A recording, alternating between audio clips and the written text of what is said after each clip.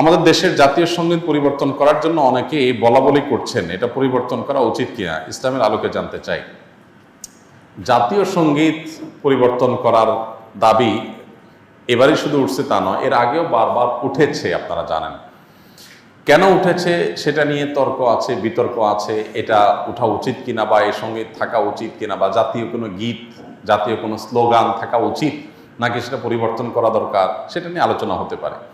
আমি সে আলোচনায় যাব, তার আগে একটু প্রাসঙ্গিক অন্য একটা বিষয় বলি। সেটা হলো যে দেশপ্রেমের নামে, দেশত্ববোধকতার নামে, দেশত্ববোধক কাজের নামে আপনি কোনো গীত, মিউজিক সংযুক্ত করে, বাদ্যযন্ত্র সংযোগে আপনি যদি কাউকে শুনতে বাধ্য করান, তাহলে সেটা তার স্বাধীনতার খর্ব করার শামিল, বিশেষ করে মুসলমানদের ক্ষেত্রে। কারণ ইসলাম যেহেতু বাদ্যযন্ত্র যোগে কোনো গান বাদ্যকে অ্যালাউ করে না, কোনো গানকে অ্যালাউ করে না, বিধায় আপনি দেশাত্মবোধক গানের নামে, দেশপ্রেমের নামে আপনি আমাকে যদি এটা চাপিয়ে দেন, তাহলে এটা হবে আমার অধিকার লঙ্ঘন করা, আমার অধিকার খর্ব করা। সোজা কথা, দেশের সংখ্যাগরিষ্ঠ মানুষ যেটাকে হারাম মনে করে, সেই কাজ আপনি দেশের মানুষের উপরে চাপিয়ে দিতে পারেন না।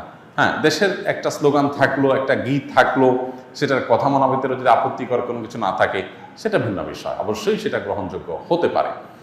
এবার আসা যাক এই গানটা নিয়ে, যে আমাদের যে জাতীয় সঙ্গীত আছে, আপনারা জানেন যে রবীন্দ্রনাথের লেখা এই গানটি বাংলাদেশের জন্মেরও আরো বহু আগে তিনি লিখেছেন। এই গীতটা মূলত বাংলাদেশকে কেন্দ্র করে লেখা হয়নি। বাংলাদেশকে কেন্দ্র করে যেটা লেখা হয়নি, সেটা কেন বাংলাদেশের জাতীয় সঙ্গীত হতে যাবে, এটা একটি বিষয়। আরেকটা বিষয় হলো, যেই গীতের মধ্যে কোথাও বাংলাদেশ শব্দটাই নেই, সে গীত কিভাবে এদেশের জাতীয় সঙ্গীত হতে পারে? বিধায় আমি তো মনে করি যে এই দাবিটা অযৌক্তিক না, যে আমাদের জাতীয় সঙ্গীত পরিবর্তন করা এটা সময়ের সবচেয়ে গুরুত্বপূর্ণ দাবিগুলোর মধ্যে থেকে একটি। আরেকটা এখানে বিষয় হলো যে আপনারা জানেন যে হিন্দু ধর্মাবলম্বীরা তারা পূজনীয় বা দেবতা তুল্য এরকম কিছু মানুষ বা কোনো ব্যক্তি বা বস্তু থাকে, তাদেরকে তাদের দৃষ্টিতে তারা সেগুলোকে মা বলে সম্বোধন করে। ইসলাম আমাদেরকে এরকম কোনো ধারণা দেয় না। মাতৃভূমির প্রতি ভালোবাসা এটা একটা স্বকীয় বিষয়, এটার জন্য মুসলমান হওয়া প্রয়োজন নাই, এটার জন্য মানুষ হওয়া যথেষ্ট। শুধু মানুষ কেন, অন্যান্য প্রাণীর মধ্যেও কি আছে, নিজের ভূমির প্রতি নিজের টান আছে। একটা কুকুর, একটা বিড়াল, একটা প্রাণীও দেখবেন যে সে যে ভূমিতে থাকে, বসবাস করে, বা যে ভূমিতে তার জন্ম বেড়ে ওঠা, সেটার প্রতি তার সহজাত একটা টান আছে। সেখানে মানুষের মধ্যে তো অবশ্যই আছে।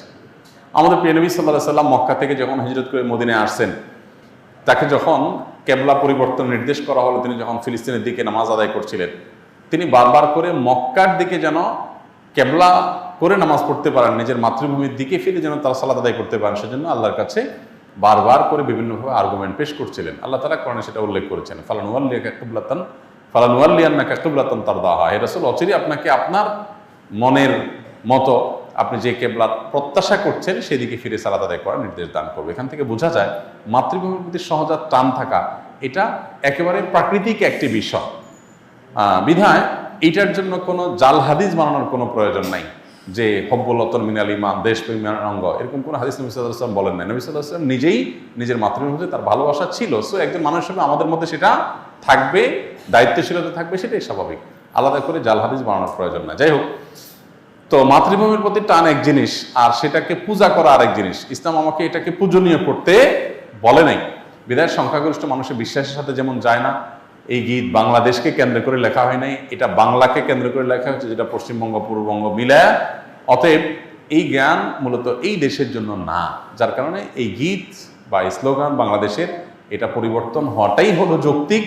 এটাকে যারা মনে করেন অপরিবর্তনীয় বা পরিবর্তনের দাবি তুললেই যারা মনে করেন যে বোধহয় সব গেল, তারা কি এটাকে করোনাদিস মনে করেন নাকি, যে করোনাদিস এটা পরিবর্তন করা যায় না, এটা তো পরিবর্তনযোগ্য। অতএব এটা পরিবর্তন করার দাবিটা আমি ব্যক্তিগতভাবে মনে করি যে অযৌক্তিক নয়।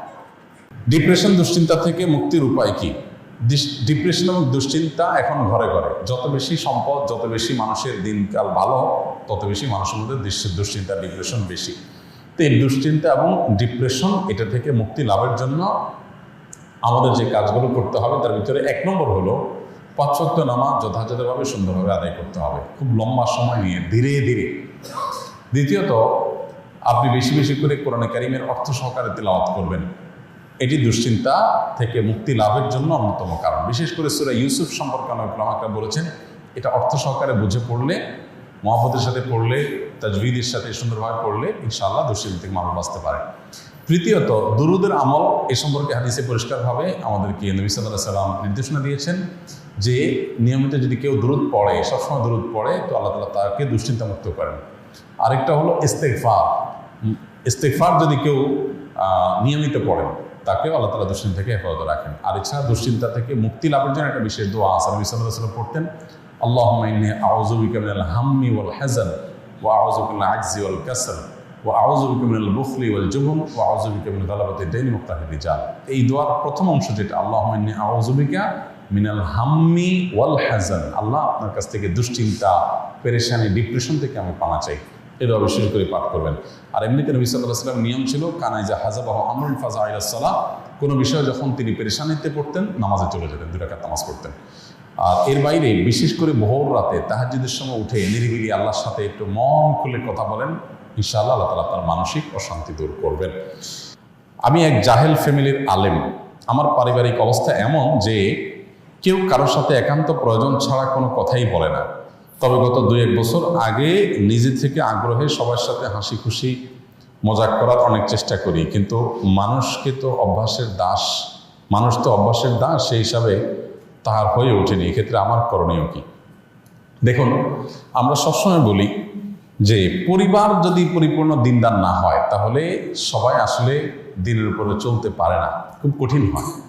এখন পরিবারের যদি বেশিরভাগ সদস্যই জাহেল হয় বা দিনের ছোঁয়া থেকে দূরে থাকেন, তাহলে তাদেরকে আমরা দিনের পথে আনার জন্য চেষ্টা করতে পারি। কিন্তু হেদায়েতের মালিক কে? আল্লাহ। আপনি চেষ্টা করতে পারেন, আল্লাহ যদি হেদায়েত না লেগে থাকেন তার নসিবে, তাহলে আসলে সে হেদায়েত পাবে না। এখন চেষ্টাগুলো কিভাবে হতে পারে? কয়েকটা ওয়ে হতে পারে। নাম্বার 1, নিজেদের সুন্দর আচরণ, উত্তম ব্যবহার, উত্তম আখলাক দিয়ে আপনি তাদেরকে আপনার প্রতি আকৃষ্ট করতে পারেন। অনেক ছেলে আছে বাবাকে দিনের দাওয়াত দেয়, বাবার কথা শোনে না, হয়তো তার বাবা টাকা পয়সার জন্য স্ট্রাগল করছে, তো আপনি তাকে দাওয়াত দেওয়ার জন্য অনেক বেশি সিরিয়াস হয়ে যান, হালাল উপার্জন করে বাবার অভাব দূর করে দেন, তখন দেখবেন বাবা আপনার কথা এমনিতেই শুনবে। তো এইভাবে পরিবারের সদস্যদেরকে বৈধ উপায়ে তাদেরকে কনভিন্স করার চেষ্টা করতে হবে। এর বাইরে তাদেরকে হেদায়েতের জন্য আল্লাহর কাছে চোখের পানি ফেলে দোয়া করতে হবে। আমরা অনেকে শুধুমাত্র ওয়াজ নসিহত করে ছেড়ে দিই, আমি আল্লাহর কাছে দোয়া করবো। আসল তো তার দিলের মালিক আল্লাহ তাআলা। আবু হুরায়রা রাদিয়াল্লাহু তাআলা আনহুর মা মুসলমান ছিলেন না। তিনি মুসলমান হওয়ার কারণে তার মা তাকে শারীরিকভাবে টর্চার করতেন, কিন্তু মা যেহেতু কিছু বলতে পারতেন না, নবীজির কাছে এসে দোয়া চাইছেন, হে আল্লাহ রাসূল, আপনি একটু দোয়া করে দেন আমার মায়ের জন্য। আল্লাহ তাআলা দোয়া করেছেন, আল্লাহ আবু হুরায়রার মাকে আপনি হেদায়েত দান করেন। তিনি পরে যায় দেখেন তার মা ঈমান আনার জন্য প্রস্তুত হয়ে বসে আছেন। তো এই জন্য হেদায়েতের জন্য পরিবারের সদস্যদের নামে খুব সিরিয়াসনেসের সাথে, খুব আন্তরিকতার সাথে, খুব কায়মন বাক্যে আল্লাহর কাছে চোখের পানি ফেলে দোয়া করতে থাকেন, তাদের নাম ধরে ধরে। আর এদিকে নিজের চেষ্টা অব্যাহত রাখেন। এরপর যদি হেদায়েত তারা না পায়, আল্লাহর পরে ন্যস্ত করে দেন, আপনার কোনো দায়িত্ব থাকলো না।